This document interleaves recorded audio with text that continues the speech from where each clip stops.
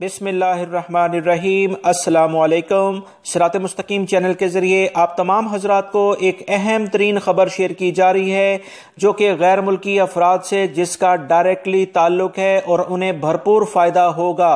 तफसीलात ये है कि सऊदी मकतब अमल की जानिब से तमाम कंपनियों को 10 दिन की मोहलत दे दी है, जिसका आगाज़ आज से शुरू हो चुका है। यानी 20 अप्रैल से इसको लास्ट डे था, अब 21 अप्रैल से बाकायदा इसका आगाज कर दिया गया है। 10 दिन में उन्हें वो तमाम मालूमात जो गैर मुल्की अफराद की रहाइशों के सिलसिले में उन्होंने फ्राहम की हैं, उनके एड्रेसेस, उसमें क्या क्या सहूलियात वो दे रहे हैं, वो मुकम्मल तौर पर वजारत अमल को पेश करना होंगी। ऐसी तमाम कंपनी जो कि इन 10 दिनों में मुलाजमीन की रहाइशगाहों के बारे में मुकम्मल तफसीलात नहीं करेंगी, पेश नहीं करेंगी, उनके खिलाफ कार्रवाई होने जा रही है।